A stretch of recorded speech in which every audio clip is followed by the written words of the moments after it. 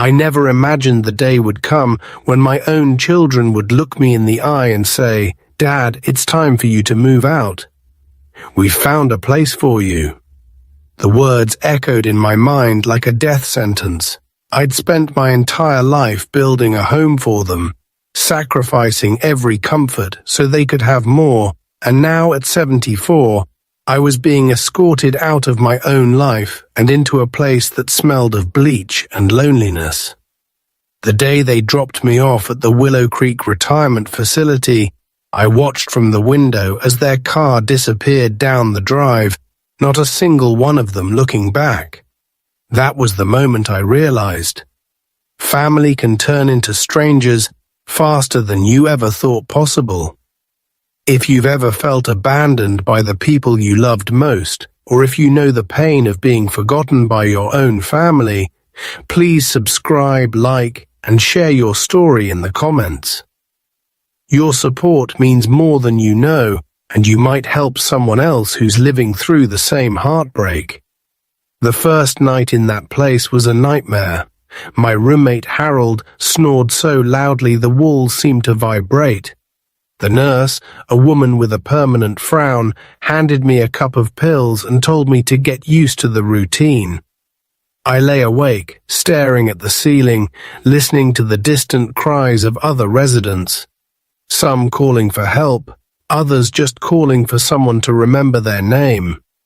The next morning, I shuffled to the dining hall where the food tasted like cardboard, and the conversation was nothing but complaints and regrets. I tried to call my daughter, but she sent me straight to voicemail. My son texted, "Hope you're settling in, Dad. We'll visit soon." But soon never came. Days blurred into weeks. I watched as other residents received visitors.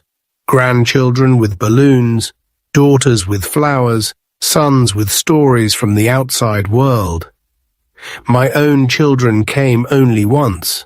And even then, they spent more time checking their phones than talking to me. When I asked if they could visit more often, my daughter said, "Dad, we're busy. The facility has visiting hours for a reason." That was the moment something inside me snapped.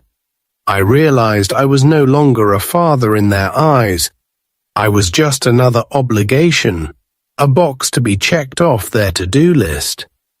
But what they didn't know was that I still had a few tricks up my sleeve. I'd spent my life building businesses, making deals, and outsmarting people who thought they could take advantage of me. I started asking questions about the facility, about the staff, about the owner.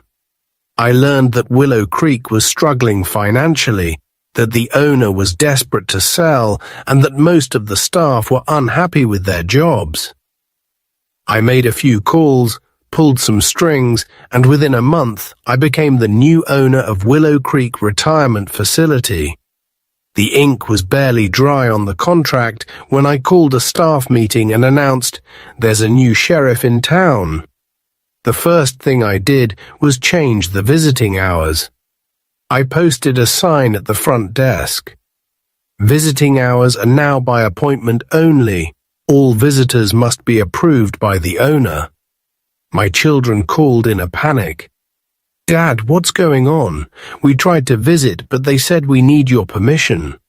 I smiled for the first time in weeks. "Didn't you say you were too busy to visit? I'm just making it easier for you." The shock in their voices was almost comical. My daughter stammered, "But Dad, we're family." I replied, "Funny, I didn't feel like family when you left me here." But I didn't stop there. I started making changes, real changes. I hired new staff, improved the food, brought in entertainment, and organized weekly family nights for residents whose families actually cared. The other residents began to thrive, their spirits lifting as the facility, transformed from a prison into a community. I watched as their families anchor. The days after Emily's letter felt like living in a fog. I went through the motions, coffee in the morning, a walk around the block, staring at the television without seeing a thing. Every time the phone rang, my heart leapt, hoping it was her, hoping she'd realized what she'd done. But it was always someone else, someone who didn't know the truth, someone who still thought I was the proud father of the bride. I started avoiding people, ducking out of conversations, making excuses to stay home. The shame was suffocating. I kept thinking about that box of wedding gifts by the door. Each item inside was a piece of our family's history, a symbol of love and trust passed down through generations. I'd imagined Emily unwrapping them on her wedding day, her eyes lighting up with gratitude. Now the thought of her even touching those things made my skin crawl. I couldn't bear the idea of her taking another piece of me, not after what she'd done. One afternoon, I got a call from my sister, Linda. She'd heard about the wedding from a friend of a friend. "Why didn't you tell me, Tom?" she asked, her voice tight with concern. I hesitated, the words catching in my throat. "I wasn't invited," I finally admitted. There was a long silence on the other end. "She didn't invite her own father?" Linda whispered, disbelief and anger mingling in her tone. "What the hell is wrong with her?" I didn't have an answer. I just sat there, feeling the old wound split open again. Linda didn't let it go. She called Emily, demanding an explanation. The conversation was short and brutal. Emily told her it was none of her business, that she wanted a drama-free wedding, that I was too difficult, too old-fashioned, too much. Linda called me back, furious. "She's lost her mind, Tom. Don't you dare blame yourself for this. She's the one who should be ashamed." Her words were a balm, but they couldn't erase the ache in my chest. That night, I sat at the kitchen table, staring at the box of gifts. I thought about all the times I'd bailed Emily out, helping with rent, paying off her car, covering her college loans. I'd always told myself it was what a good father did, but now I saw the pattern for what it was. I'd taught her that my love was unconditional, that she could take and never have to give anything back. I realized I'd been complicit in my own heartbreak. The next morning, I made a decision. I loaded the box of gifts into my car and drove to the local women's shelter. The director, a kind woman named Maria, listened as I explained.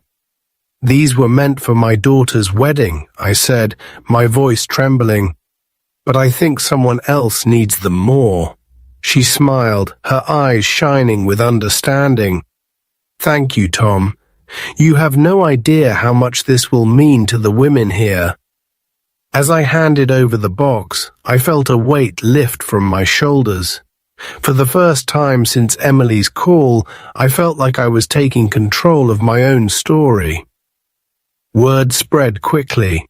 Friends and neighbors started reaching out, some with sympathy, others with their own stories of family betrayal.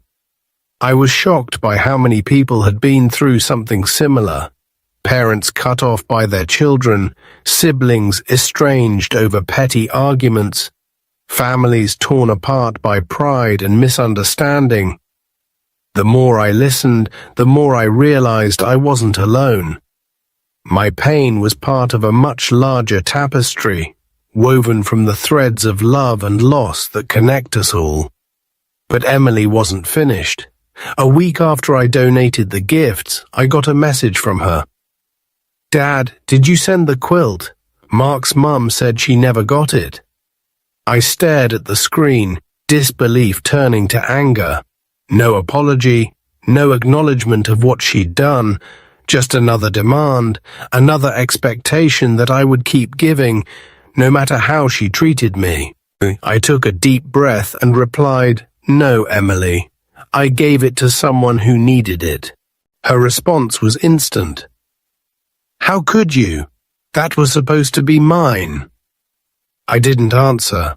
I turned off my phone and sat in the quiet, letting the anger wash over me. That night I wrote Emily a letter. I told her how much she'd hurt me, how her choices had consequences, how love wasn't a one-way street. I told her I hoped she found happiness, but that I couldn't keep sacrificing my own dignity for her approval. I sealed the letter and put it in the mail, unsure if she'd ever read it, unsure if it would make any difference. But I knew I had to say it, for myself, if for no one else. The days grew longer, the ache in my chest slowly fading to a dull throb. I started volunteering at the shelter, helping Maria with repairs and odd jobs. The women there welcomed me with open arms, their gratitude a balm for my wounded heart. I found purpose in their stories, strength in their resilience. I realized that family isn't always blood. It's the people who show up when you need them. The ones who see your pain and choose to stay, but the story wasn't over. One evening, as I was leaving the shelter, I saw Emily standing by my car. She looked smaller than I remembered, her eyes red from crying. "Dad, can we talk?" she whispered. My heart pounded in my chest, a mix of hope and fear. I nodded, unsure of what would come next. Emily stood in the fading light, her arms wrapped around herself as if she could hold her world together by sheer force of will. For a moment, neither of us spoke. I could see the struggle in her eyes, the pride, the regret, the fear of what she might hear if she let me speak first. Finally, she broke the silence. "I know you're angry," she said, her voice barely above a whisper, "but I didn't know what else to do. Mark's family. They wanted things their way. I just wanted everyone to get along." I studied her face, searching for the daughter I'd raised. I saw flashes of the little girl who used to run to me after a nightmare, who'd beg for one more story before bed.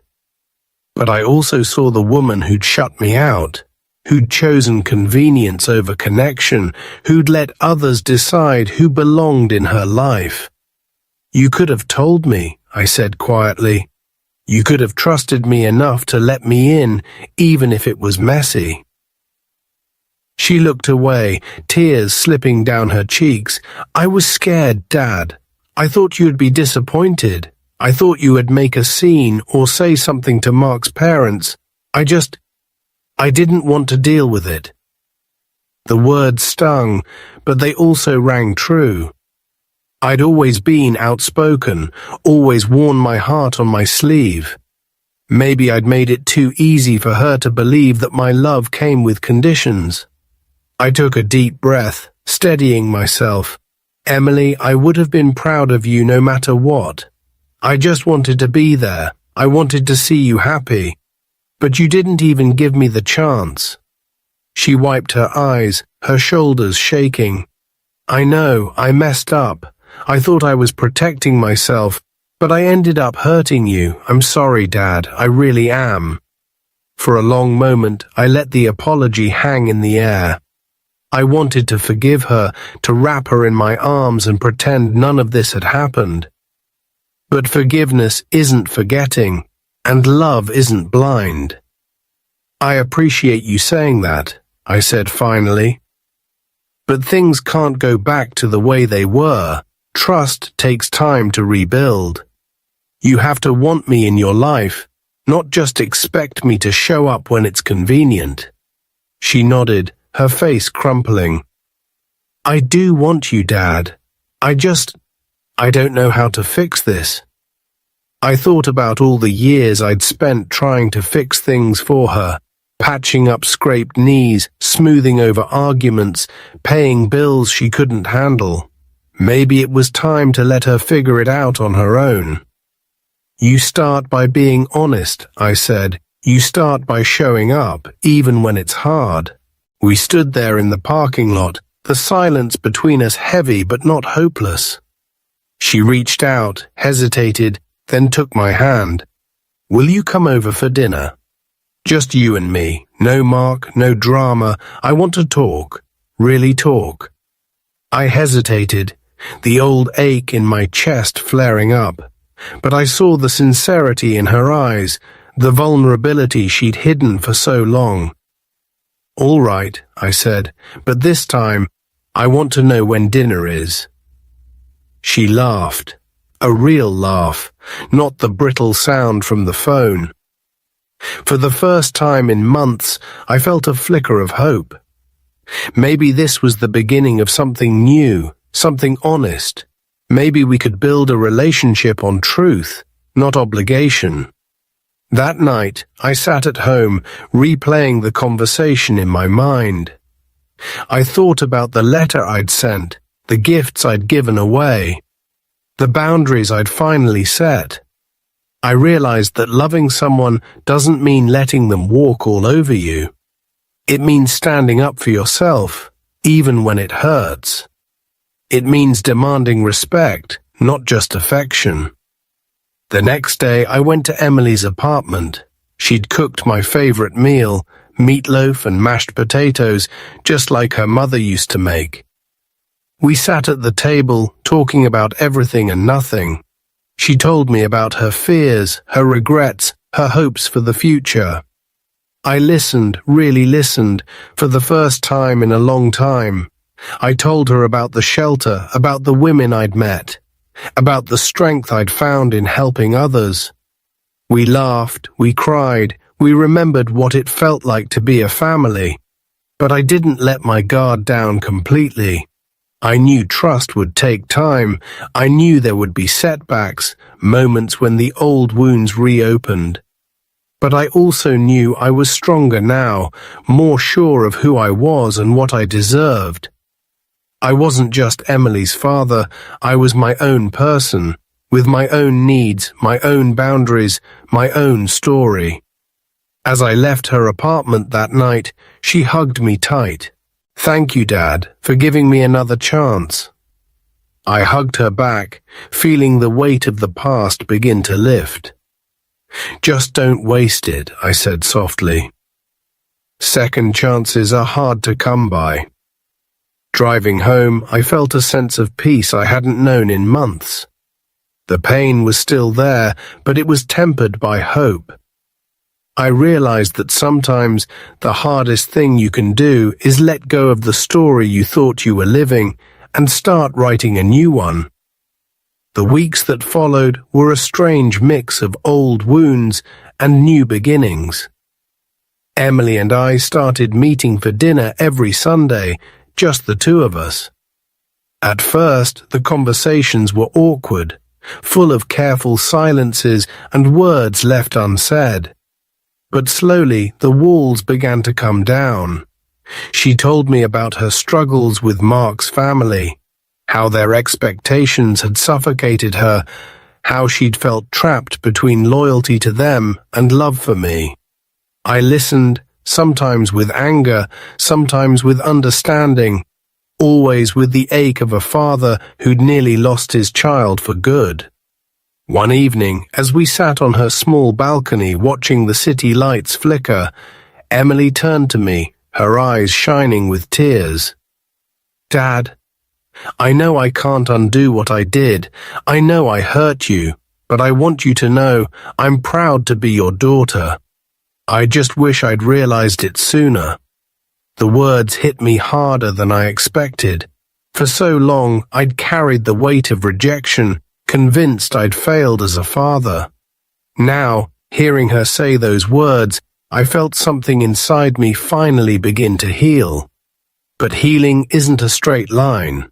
There were setbacks, old arguments resurfacing, moments when the pain of the past threatened to pull us under. Sometimes I'd catch myself waiting for the next disappointment, the next cold shoulder, the next reminder that love can be fragile. But each time, Emily showed up. She called when she said she would. She invited me to her new home, introduced me to her friends, even asked for my advice on things that mattered. Slowly, trust began to grow again, watered by honesty and the hard work of forgiveness. Meanwhile, my own life was changing in ways I hadn't expected. Volunteering at the shelter became more than just a distraction. It became a calling.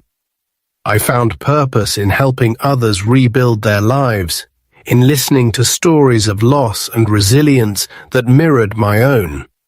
The women there taught me that family isn't always about blood, but about the people who stand by you when the world turns cold. I realized I'd spent too long measuring my worth by someone else's approval. Now I was learning to value myself for who I was, not just for what I could give. One Sunday, as Emily and I finished dinner, she handed me a small envelope. "I know it's not much," she said, her voice trembling, "but I wanted you to have this." Inside was a handwritten note. "Thank you for never giving up on me. I love you, Dad." Tucked behind the note was a photograph. Emily as a little girl sitting on my shoulders, both of us laughing under a summer sky. I stared at the picture, tears blurring my vision. For the first time in a long time, I felt whole. That night, I sat at my kitchen table, the note and photo in front of me, and thought about everything that had happened. I realized that forgiveness isn't about forgetting the pain or pretending the betrayal never happened. It's about choosing to move forward, to build something new from the ashes of what was lost. It's about setting boundaries, demanding respect, and loving yourself enough to walk away from those who refuse to honor your worth. I also realized that my story wasn't unique. There are thousands of parents out there, quietly nursing wounds inflicted by the people they love most. There are children who don't know how to say "I'm sorry," and parents who don't know how to let go. But there is hope, even in the darkest moments. There is a way back, if both sides are willing to do the work. If you're listening to this and you've felt the sting of betrayal, the ache of being left out, or the pain of loving someone who doesn't always love you back, know that you are not alone. Your story matters, your pain is real, and your future is still yours to shape. Thank you for listening to my story. If it touched you, please like, subscribe, and share your own experience in the comments. Let's build a community where no one has to face heartbreak alone, and where every act of self-respect is celebrated. To hear more stories of justice, boundaries, and second chances, click on the next video. And remember, sometimes the greatest act of love is learning to love yourself enough to demand the respect you deserve.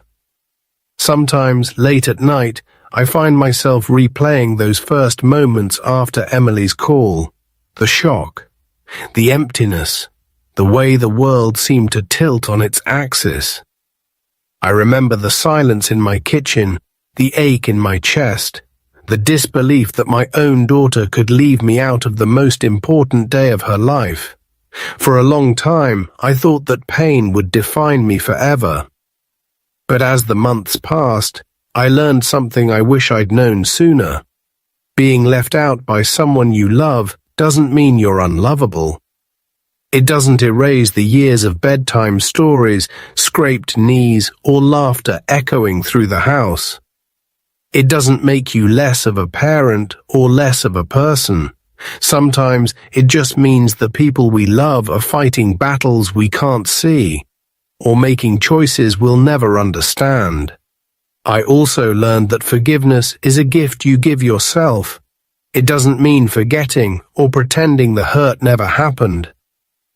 It means choosing to move forward, to let go of the bitterness, and to open your heart to new beginnings, even if they look different than you imagined.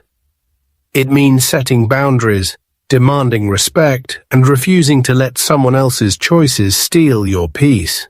If you're listening to this and you've ever felt the sting of being left out, the ache of family betrayal, or the loneliness of loving someone who doesn't always love you back, I want you to know, you are not alone. There are thousands of us out here, quietly rebuilding, quietly healing, quietly learning to say enough. Your story matters, your pain is real, and your future is still yours to shape. I don't know what tomorrow will bring for me and Emily. Maybe we'll find our way back to each other. Maybe we won't. But I do know this. I am stronger than I ever thought possible. I am worthy of love, respect, and kindness. Not just from others, but from myself. So if you're standing at the edge of your own heartbreak, wondering if you have the strength to keep going, let my story be your answer. You do, you can, and you must, because sometimes the greatest act of love is learning to love yourself enough to walk away from those who refuse to honor your worth. Thank you for listening. If this story touched your heart, please like, subscribe, and share your own experience in the comments. Let's build a community where no one has to face heartbreak alone, and where every act of self-respect is celebrated. And remember, sometimes the most powerful revenge is simply living well on your own terms.